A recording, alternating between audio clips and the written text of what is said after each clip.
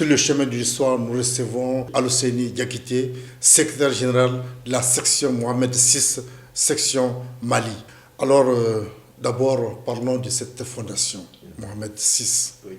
Alors, pouvez-vous parler un peu de cette fondation et quelle est sa mission principale? Nous rendons grâce à Allah subhanahu wa ta'ala. L'initiative de créer la fondation Mohamed VI des ulémas africains relève de la vision éclairée de Sa Majesté le roi Mohamed VI en sa qualité de Amir al-Mu'minin, le commandeur des croyants. Le document juridique portant la création de cette fondation stipule que cette fondation est motivée, la création de cette fondation est motivée par un certain nombre de motifs. Le premier motif, c'est en considération des liens religieux et culturels qui unissent le royaume du Maroc aux pays africains et eu égard aux impératifs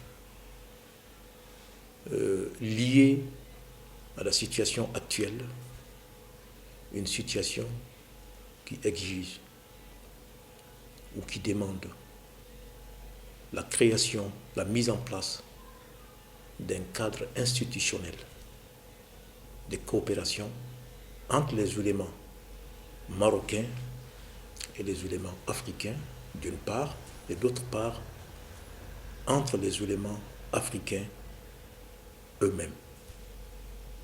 Tout ça au fin de préserver la religion, la pratique religieuse,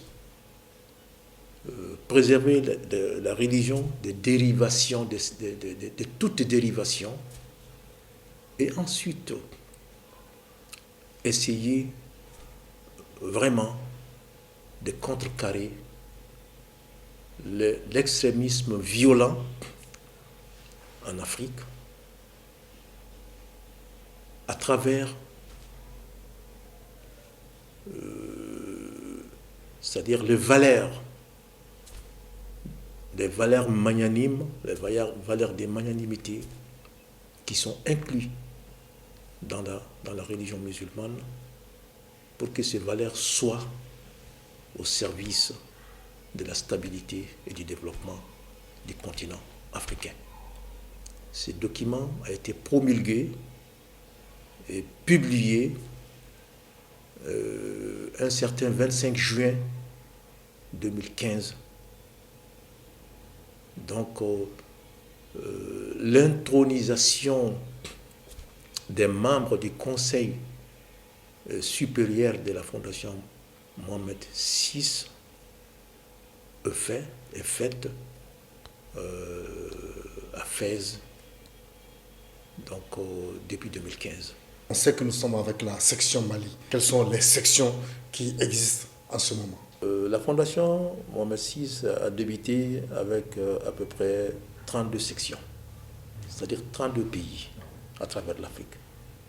Donc au fil des temps, la Fondation s'est étendue sur 48 pays. Donc on est actuellement une fondation qui couvre 48 pays africains. Nous avons des sections dans 48 pays africains. Donc l'Union africaine inclut 52 pays. Et nous avons 48 pays, donc 52 pays moins 48 pays, ça reste 4 pays seulement, pour qu'on soit quand même une fondation à l'image de l'Union africaine. Voilà.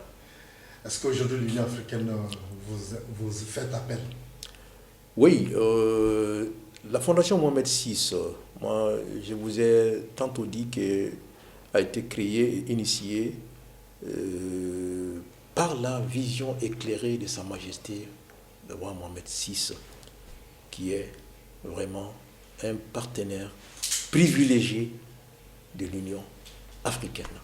Donc la Fondation Mohamed VI est au service de l'Afrique, est au service de l'Union africaine, est au service de la stabilité, est au service du développement de ce continent,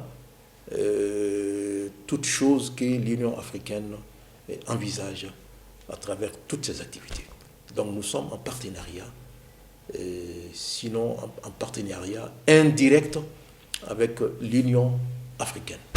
2015 que vous existez, ça fait à peu près 10 ans.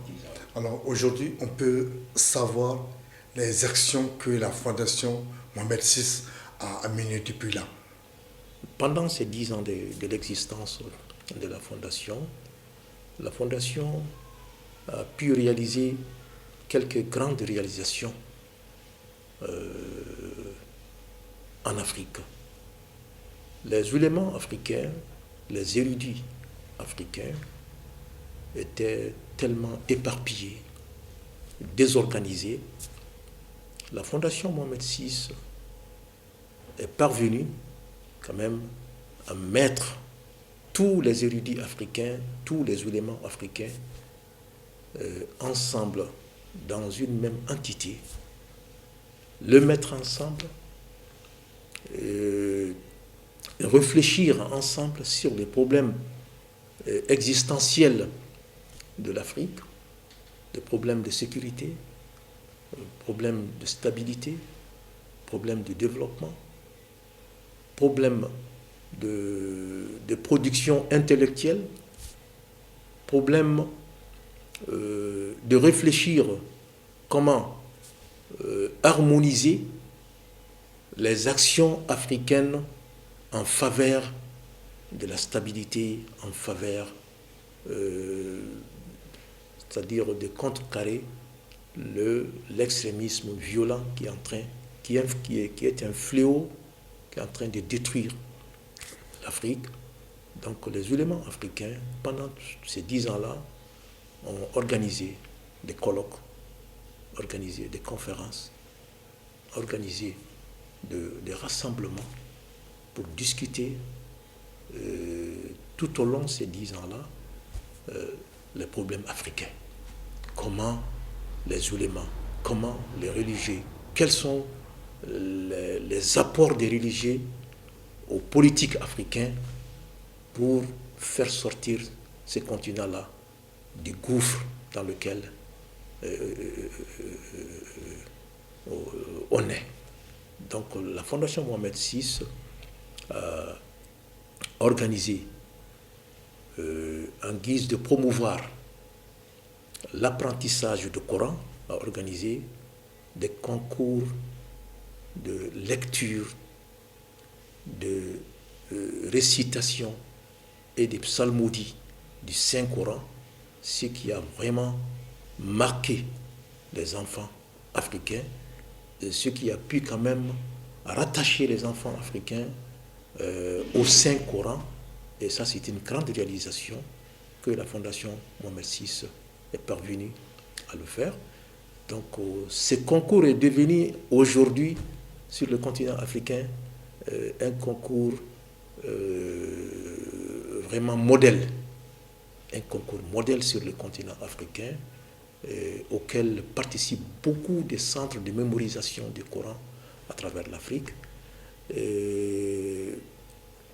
Suite à ça, la Fondation est parvenue également à organiser un concours concernant les dits des prophètes, les hadiths des prophètes, et ce qui était inexistant en Afrique ici. Donc, nous avons réalisé la deuxième édition de ce concours-là. Les enfants vraiment sont venus en abondance pour participer à ce concours-là. Et puis ce concours-là commence à avoir de l'éclat et d'écho à travers l'Afrique. Le troisième concours, ça c'est le prix des manuscrits. La Fondation, en guise de promouvoir c'est-à-dire les manuscrits du continent, la Fondation a organisé un prix de la Fondation Mohamed VI pour la promotion des manuscrits anciens, des manuscrits africains, et pour que les Africains s'occupent mieux de la mémoire collective de l'Afrique, la mémoire collective qui inclut les savoirs africains, les savoirs dans tous les domaines, savoir religieux, savoir scientifique, savoir astrologique et astronomique, et j'en passe. Donc il faut qu'on s'intéresse davantage. C'est la fin donc de cet entretien sur le chemin de l'histoire. Nous vous disons merci. Merci à Ousseini Diakité, secrétaire général de la Fondation Mohamed VI de section du Mali, pour ces éclaircissements très, très, très enrichissants. Et à très bientôt pour d'autres émissions sur la Fondation Mohamed VI, section Mali. Et on se dit à très bientôt pour d'autres émissions sur le chemin de l'histoire.